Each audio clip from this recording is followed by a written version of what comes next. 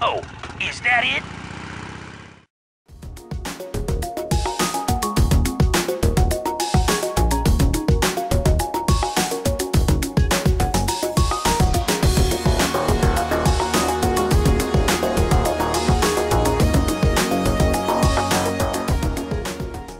An OSL approaches. Command?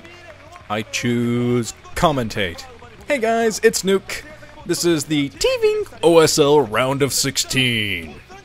And yes, you have to pronounce it like that. I looked up a Korean commercial for Tving, and they only said it in the most adorable ways possible, so that's how I'm going to do it. The 2012 Tving OSL. And as is tradition, we're starting it off with the winner of the last OSL playing the first set of the Round of 16.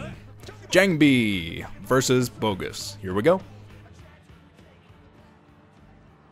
Except, down at the 8 o'clock position in blue is JangBi. That means up at the 2 o'clock position in purple is Bogus. And hey, for the first time in half a year, I get to read predictions. Isn't that special? Okay, let's get about 4 in this game. Okay, the Stalin69 writes... That gives me an awful mental image, man. But okay, Flash, JangBi, Action, Infinite Tiebreaker, Brood War for life. 4 exclamation points, 3 ones, 5 more exclamation points, 2 more ones, and 2 more exclamation points. That's a fan right there. What? We get graphics in the middle of the games now? This is convenient. Especially considering I can't read any of that. Oh, I mean, yes I can. Of course I can. Very important information. Let's get another prediction from Expander XL. The prediction, JangBi and Fantasy to move out of this group. And I base that on an absolutely nothing smiley face. Don't worry, the rest of us do too. No one actually knows who's going to move out. It's just fun to predict. Another one from But Critically writes, have to say that Tving OSL is the most hilarious name ever. That's not a prediction. Another one from Unenthusiastically writes, Bogus is easily going to dominate Group A. Next big name player for sure. Or rather, last if Brood War disappears. Frowny face. Buck up, buddy. Here's another one from Joggling Bean writes, JangBi will DT rush Bogus so that he rage quits without GGing. Very specific predictions. Always like to read those the most. Because when they actually happen, oh man, it's like you're a freaking prophet. Okay, let's take a look at both the bases since I haven't really been focusing on that. I've been reading this whole time. And the rest of the time they had flashed graphics on the screen, so who the hell knows what's going on in this game right now. But Bogus is walling off inside of his natural expansion. Here comes JangBi, he's going to scout this. Going to get the full 6 scouts, see that the Marine is coming out of that barracks. And he's just kind of skirting around and actually backing off, moving away from Bogus's natural expansion. Might be trying to sneak in a little bit later, just keep away from that Marine, save as many probes as he can. Okay, let's see what JangBi was up to inside of his base. I didn't really get to see much of that either. I saw the Cybernetics core, and there's the second base for Bogus. He's expanding as soon as he could. He's got a fairly nice wall off too. If any early Zealots come in, he's not going to have too many problems with that, I think.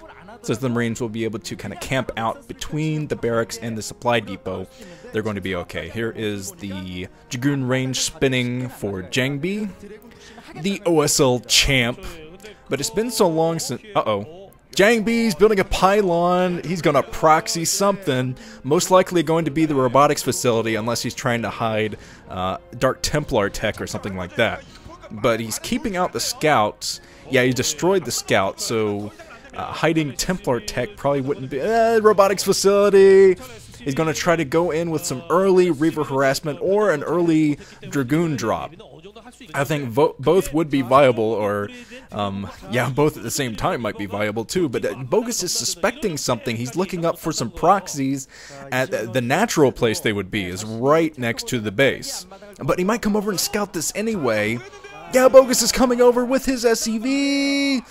He scouts the cheesiness. He must have seen JangBi's games against Fantasy, in the Jin-Air OSL finals.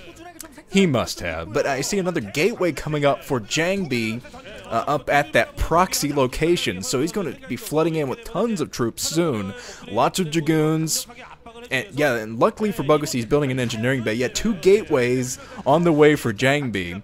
So his plan was probably to ferry a huge army inside that main. Not just Reavers, but Dragoons as well. Or maybe just plain Dragoons.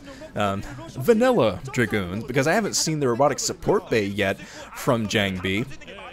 Although he should definitely think about investing in that now. If he was going for simply a Dragoon drop strategy, I do think that, yeah, Bogus is now going to be prepared for that. There's a robotic support bay coming down inside the main for JangBi. Decides not to put that next to the proxy pylon, because that's eventually going to go down anyway if this strategy fails to get enough damage done. Bogus will be able to move out, take down a lot of critical tech, so might as well keep that robotic support bay back at home.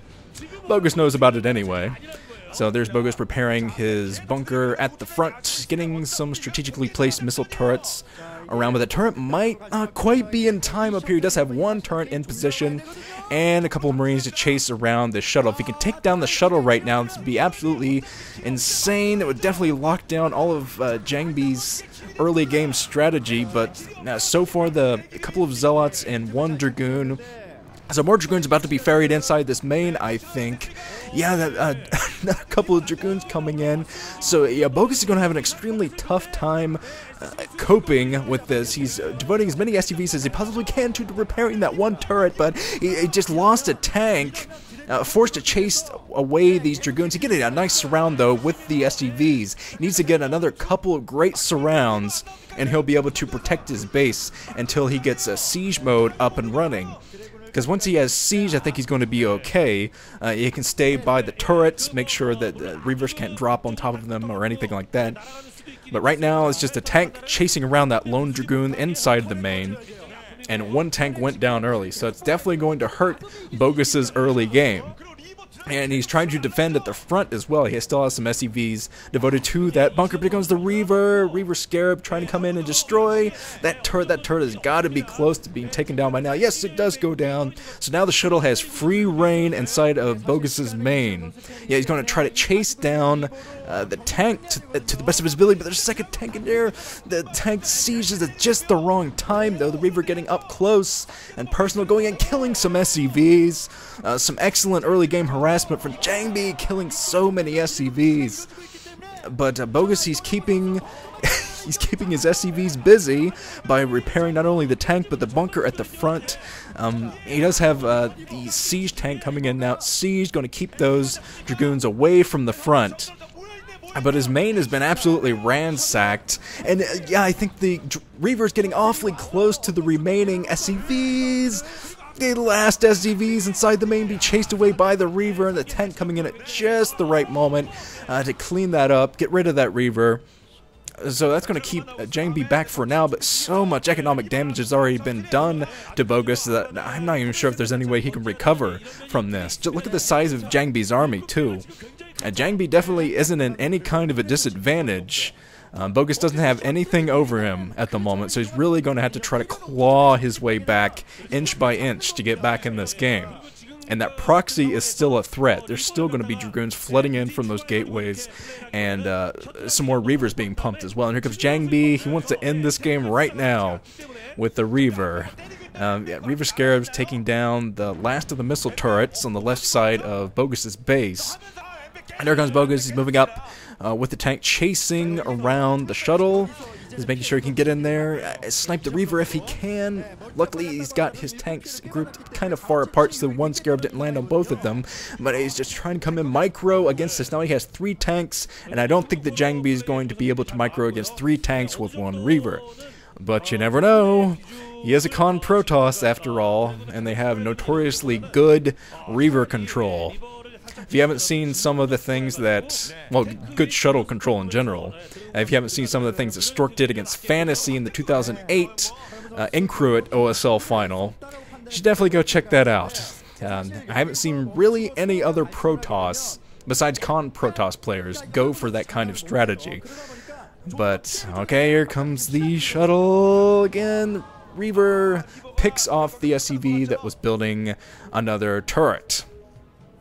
So Bogus desperately trying to get up some more turrets to the left side of this base, make it much easier for him to do this, and he has some Marines in as well. That'll help a lot, give him a lot of maneuverability to snipe that shuttle, get rid of that shuttle threat, and claw his way back into this game, because he's still majorly on the defensive. JangBi building his third base down at the 6 o'clock position. He's going to try to get that third base up. He's been mining from 2 this whole time.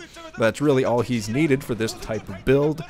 But now he's trying to transition into a macro build and get his economy rolling. Because at the moment, Bogus is defending. At the moment, he's defending, but that could change very, very quickly. There's a pylon wall protecting that 6 o'clock position. That'll keep out the vultures later if Bogus can break out of this. So Bogus, he's running on... I was going to say he's running on a lean mixture, but that kind of sounds like an insult to his intelligence. I meant to say he's running on just piecemeal troops. Not many troops at all protecting this. So he's got them all kind of spread out. Got tanks far away from each other as he can get them. And eventually he's going to try to move out and take down all that proxy stuff that's being such a pain in the Bogus for him. Okay, just the command center on fire, and no one knows to put that out. Yeah, what I love about Terran buildings is that they stay on fire, but they're not always. They don't always need to be repaired when they're on fire. So there's a bunch of workers in there just kind of pushing papers around on their desk. He's like, "Hey, you smell smoke? Nah, we're probably okay." They'd tell us about a fire, wouldn't they? Anyway, Reaver at the front. I think that JangBi might try to break soon. He has an observer in. I think he might have just done a zealot bomb on top of that one tank as well, but a lot of Marines out now. Marines clumped up. About most of them went down. There's only one Marine left. So JangBi just hanging outside of this natural expansion, and Bogus is pushing out to the best of his ability. He's going to try to get a tank line moving up to the 12 o'clock so he can take his third base and try to get back in this game as far as economy goes. Because that's really the only chance he has, is to just jumpstart his economy right now and get back in the game that way. And let's see, I think that one more tank might have gone down there. It's actually hard to tell, but here comes a command center floating over to the 12 o'clock position, and JangBi's not going to have any of this. He already has the 2 Reavers hanging outside that 12 o'clock. And here comes Bogus, trying to establish that tank line up to the 12. And just inching closer and closer. These Reavers within range of the tanks. Barely crawling out of siege range there. One of those Reavers almost went down instantly because I think it was in red. Yeah, the Reaver's still in red.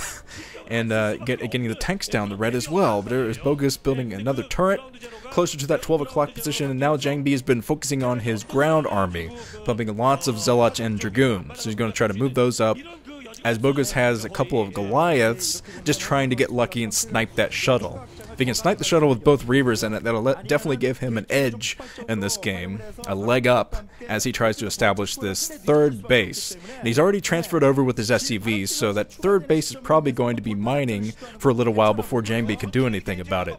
There's a couple of scans from Bogus, just trying to see what JangBi has or if he's transitioning into something crazy.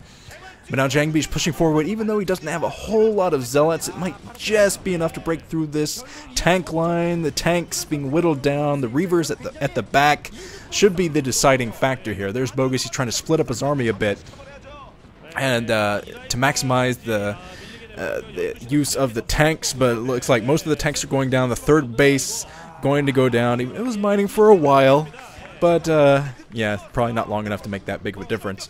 There is JangBi moving into the natural expansion. He has plenty of troops to break through this now.